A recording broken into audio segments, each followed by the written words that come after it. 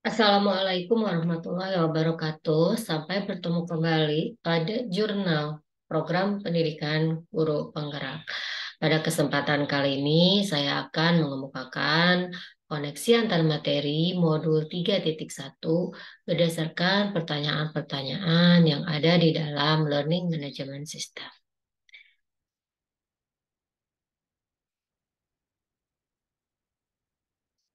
Baik, berikut ini adalah paparan mengenai koneksi antar materi modul 3.1. Yang pertama yaitu mengenai filosofi Ki Hajar Dewantara dan penerapannya dalam pengambilan keputusan. Ada triloka filosofi Ki Hajar Dewantara yaitu Ing Ngarso Sung Tulada, Ing Madya Mangunkarso, dan Tutwuri Handayani. Dalam pengambilan keputusan, tentu triloka ini harus menjadi satu pijakan, di mana dalam mengambil keputusan yang diambil itu harus menjadi teladan bagi murid-murid ataupun siapapun yang terlibat dalam proses pengambilan keputusan tersebut. Yang kedua adalah Ing Madya Mangunkarso, bahwa dalam mengambil keputusan, maka keputusan yang diambil ataupun prosesnya itu harus yang bersifat membangun, harus yang menjadikan peserta didik itu menjadi pribadi yang lebih baik, yang yang lebih merdeka, yang lebih mampu mengoptimalkan potensinya. Kemudian yang ketiga adalah Tutwuri Handayani, bahwa dalam mengambil keputusan ataupun keputusan yang diambil itu harus berpijak pada nilai-nilai kebajikan yang mendorong murid, memotivasi murid untuk menjadi lebih baik. Kemudian, nilai-nilai kebajikan dalam mengambil keputusan harus menjadi sebuah pijakan. Karena apa? Dalam mengambil keputusan, nilai-nilai yang dimiliki oleh seseorang akan mempengaruhi arah kebijakan yang diambil ataupun keputusan yang diambil. Oleh karena itu, seorang pemimpin harus menanamkan nilai-nilai kebajikan dalam dirinya agar pengambilan keputusan tersebut itu selalu didasarkan pada nilai-nilai tersebut. Jika seseorang eh, menganut nilai-nilai tertentu, maka nilai-nilai tersebut akan mempengaruhi dari keputusan yang diambilnya. Misalkan, ketika ada sebuah kasus dilema etika ataupun bujukan moral, jika seorang pemimpin ataupun guru yang dihadapkan pada kasus untuk mengambil keputusan tidak memegang teguh nilai kebajikan dan dianggap bahwa bujukan moral tersebut adalah sesuatu yang biasa atau budaya yang normal, maka dalam pengambilan keputusannya itu tidak akan berpijak pada kebajikan, ataupun bisa jadi keputusan yang diambilnya itu merupakan keputusan yang salah ataupun melanggar hukum. Kemudian yang ketiga adalah prinsip coaching dalam pengambilan keputusan. Dalam mengambil keputusan, ada 9 langkah yang harus dilakukan oleh seorang pemimpin ataupun pengambil keputusan. Salah satunya yaitu mengumpulkan fakta-fakta dan melakukan pengujian sebelum keputusan itu diambil. Dalam proses ini, agar lebih efektif, maka seorang pemimpin atau pengambil keputusan dapat melakukan metode coaching terhadap siapapun yang terlibat dalam pengambilan keputusan tersebut untuk menggali informasi dan fakta-fakta agar yang orang yang kita gali datanya dan faktanya itu bisa lebih terbuka dan lebih nyaman.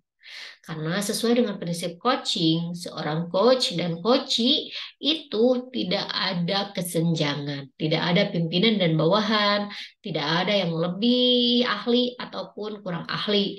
Sifatnya adalah setara, sehingga orang yang terlibat atau orang yang kita butuhkan untuk mengumpulkan fakta ataupun untuk melakukan pengujian, itu akan merasa lebih nyaman ketika dia mengemukakan fakta-fakta yang kita butuhkan.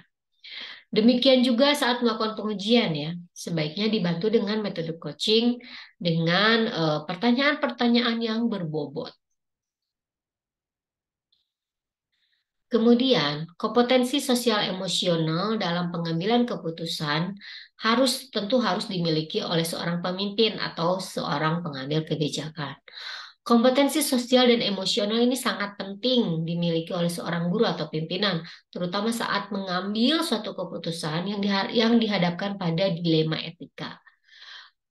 Kompetensi sosial emosional diantaranya adalah kompetensi diri, kompetensi sosial, kompetensi membangun relasi, dan mengambil keputusan yang bertanggung jawab merupakan kompetensi yang akan mendukung sebuah keputusan yang tepat yang diambil oleh seorang pemimpin ataupun oleh seorang guru yang keputusan yang didasarkan pada nilai-nilai kebajikan.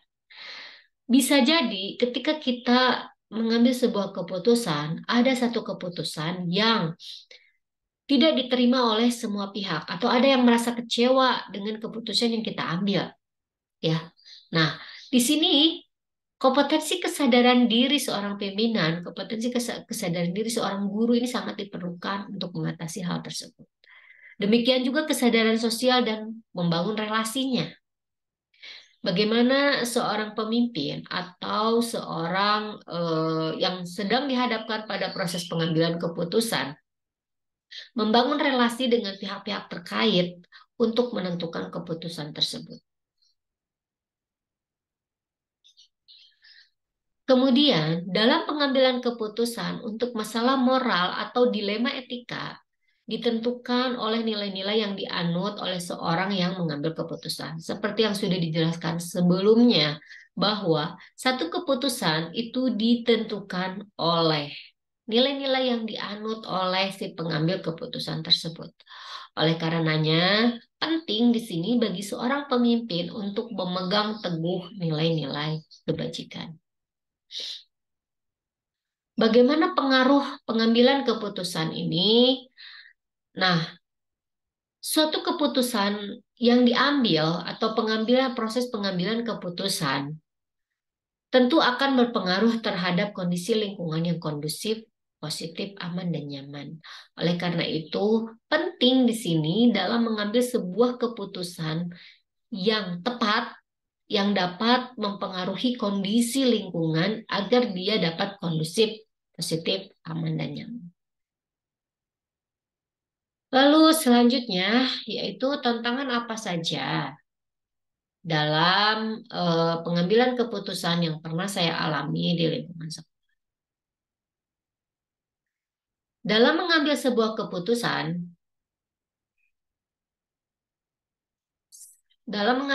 keputusan, tentu ada banyak pihak-pihak yang mempengaruhi. Apalagi di sekolah saya pribadi misalnya, ada banyak orang yang terlibat. Ada pihak yayasan, ada pihak universitas, ada pihak orang tua siswa, dan ada juga pihak guru ya. Sehingga di sini seorang pemimpin ketika mengambil sebuah keputusan itu akan dipengaruhi oleh banyak kepentingan. Yang kedua adalah tantangannya adalah perbedaan nilai-nilai yang dianut. Setiap guru memiliki perbedaan pandangan, bahkan dalam menilai satu tindakan yang dilakukan oleh siswa. Ada perbedaan nilai-nilai yang dianut oleh guru-guru. Namun hal ini kita kembalikan pada nilai-nilai kebajikan universal. Apakah satu tindakan tersebut melanggar norma, melanggar peraturan, ya, dan lain-lain. Kemudian tantangan selanjutnya adalah adanya tekanan ataupun harapan-harapan dari pihak luar, terutama dari pihak orang tua siswa ataupun dari orang-orang yang berkepentingan terhadap sekolah. Dan yang terakhir, tantangan yang dihadapi dalam pengambilan keputusan yang terakhir adalah kepentingan bisnis atau keuntungan baik pribadi ataupun lembaga. Kadang dalam mengambil satu keputusan, kita dihadapkan pada orang sekelompok orang ataupun lembaga-lembaga tertentu gitu untuk mengambil sebuah keuntungan dari kasus yang kita hadapi. Nah, bagaimana kaitannya tantangan-tantangan ini dengan perubahan paradigma dalam pengambilan keputusan? Ada 4 paradigma dalam pengambilan keputusan, dan dalam hal ini tidak selalu bahwa keputusan yang diambil itu harus didasarkan pada rasa kasih sayang, namun juga bisa didasarkan pada aturan-aturan yang berlaku ataupun paradigma berpikir jangka panjang. Gitu ya. Kemudian selanjutnya, bagaimana pengaruh pengambilan keputusan terhadap pengajaran? Pengambilan keputusan yang didasarkan pada nilai-nilai kebajikan yang berpihak pada murid dapat menciptakan pembelajaran yang memerdekakan murid. Suatu keputusan yang diambil juga dapat mempengaruhi perilaku dan cara pandang murid serta mempengaruhi masa depannya. Kesimpulan yang diambil dari modul 3.1 yaitu dalam pengambilan keputusan ada 9 tahap yang harus dilakukan agar hasil diperoleh berpihak pada murid dan berdasarkan nilai-nilai kebajikan. Meskipun demikian, ada 4 paradigma berpikir yang dapat dipilih dalam mengambil keputusan dengan tetap didasarkan pada 3 prinsip dari pengambilan keputusan. Apa sajakah itu? Yang pertama adalah 4 paradigma pengambilan keputusan. Yang pertama adalah individu lawan kelompok. Yang kedua adalah kebenaran lawan kesetiaan.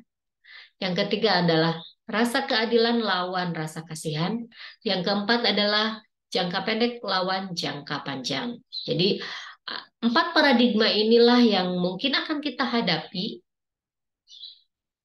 dalam pengambilan keputusan. Kemudian 3 prinsip dalam pengambilan keputusan. Yang pertama adalah prinsip berpikir berbasis hasil akhir, yang kedua adalah berpikir berbasis peraturan, dan yang ketiga adalah berpikir berbasis rasa peduli. 3 prinsip pengambilan keputusan ini bisa kita gunakan dalam proses pengambilan keputusan. Lalu ada 9 langkah dalam pengambilan keputusan. Sebelum kita menentukan keputusan dari kasus yang kita hadapi, yang pertama adalah kita kenali terlebih dahulu nilai-nilai yang saling bertentangan. Yang kedua adalah menentukan siapa yang terlibat dalam pengambilan keputusan tersebut. Yang ketiga adalah mengumpulkan fakta-fakta yang relevan sebelum kita mengambil sebuah keputusan. Yang ketiga, ketika kita sudah mengambil sebuah keputusan, ketika kita sudah mencoba menentukan alternatif keputusan yang akan kita ambil, sebelumnya kita uji dulu benar atau salah. Meliputi uji legal atau aturannya, apakah di situ ada pelanggaran dari aturan, kemudian menguji regulasi, apakah di situ bertentangan dengan kode etik, kemudian menguji intuisi, apakah di situ sudah benar, kemudian uji publikasi, apa yang akan terjadi jika hal tersebut dipublikasikan di sosial media atau menjadi viral, apakah kita akan merasa nyaman atau tidak. Kemudian yang keempat adalah uji panutan. Apa yang akan dilakukan oleh panutan kita jika panutan tersebut mengalami kasus yang sama. Kemudian selanjutnya adalah pengujian paradigma benar lawan benar. Benar jika apa? Benar jika apa? Kita uji terlebih dahulu. Kemudian yang ketiga, yang selanjutnya adalah melakukan prinsip resolusi.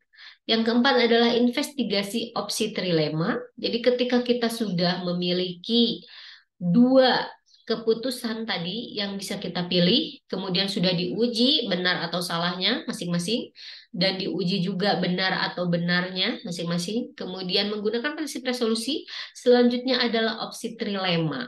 Opsi apa yang bisa kita ambil yang menjadi penengah dari kedua keputusan yang menjadi dilema tadi. Kemudian yang selanjutnya adalah membuat keputusan dari dua keputusan yang kita coba analisis tadi, keputusan apa yang kita ambil, kemudian terakhir lihat kembali dan refleksikan keputusan tersebut. Nah, hal-hal apa yang di luar dugaan di sini ketika saya sebelum mempelajari modul ini, saya tidak menyangka bahwa dalam mengambil satu keputusan ada teknik-teknik tertentu. Saya pikir selama ini dalam mengambil sebuah keputusan, kita hanya didasarkan pada mana yang baik dan mana yang kurang baik, mana yang urgen, mana yang tidak urgen. Tapi ternyata ada hal-hal yang perlu kita perhatikan, termasuk diantaranya tadi adalah prinsip pengambilan keputusan dan langkah-langkah dalam mengambil keputusan. Kemudian dampak dan manfaatnya apa yang saya dapatkan setelah mempelajari modul 3.1?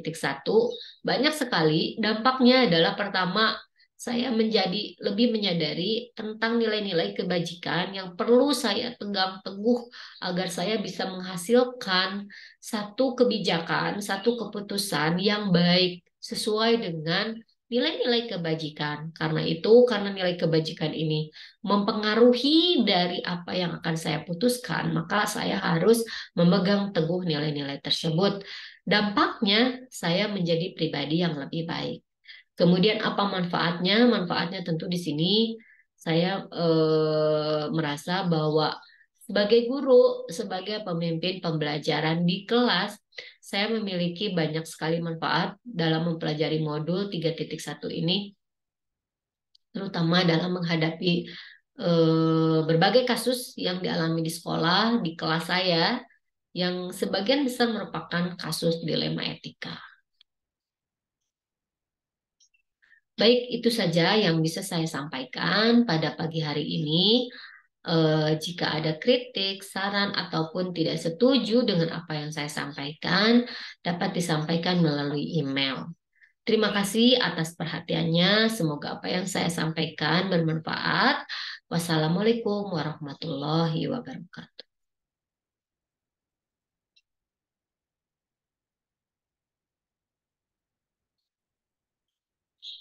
Dah.